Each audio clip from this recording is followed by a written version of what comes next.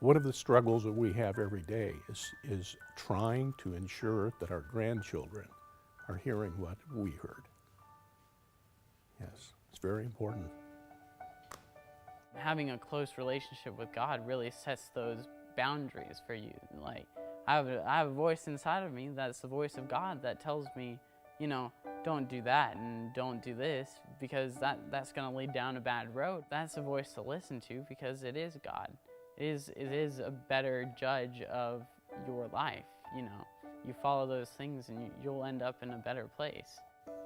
I'm at a different place than a lot of people. I recognize that I'm living in the fourth quarter of life, and scriptures are extremely relevant to me. It's from those scriptures where I can have confidence and faith about where the rest of my eternity will be. We're there, so it's very relevant to me. I see the solution for all of my children and grandchildren's problems within Scripture. I wish that they could see it sooner. I think that they will all see it eventually. I think I was the one that was so negative about coming at first. I felt like I didn't have, nothing to share. I didn't want to listen to people preach. But coming to this church, when you listen to our pastor speak, he's almost like speaking to you. Almost speaking to you like of the hardship that you had for that week. And it's kind of scary at times.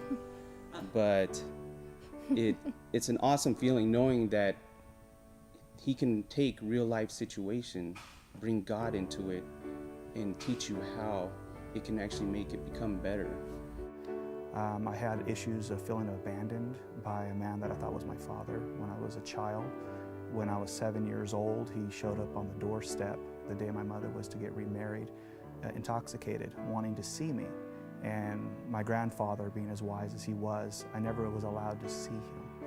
And on his way back home, he crossed over the freeway on 58, hit a semi head on, and lost his life.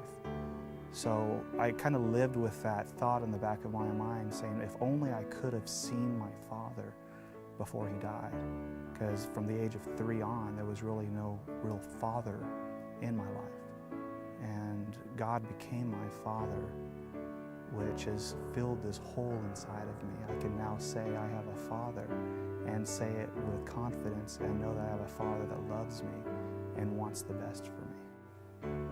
Absolutely. If there is something that we need to learn as Christians, it is that we have to first forgive ourselves. And when we can do that, then we can forgive everyone. I want to tell you about something.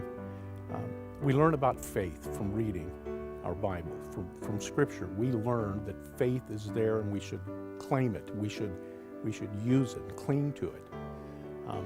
For the last 2 years, our church, and around Christmas time, we have taken glass ornaments, we've written little notes on pieces of paper, and we have put those into those glass ornaments.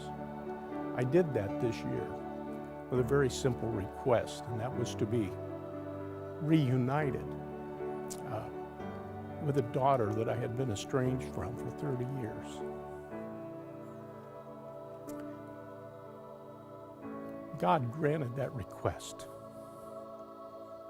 and it was all from Scripture, from faith. And that's just God's grace. He loves us so much that He doesn't want us to stay where we used to be.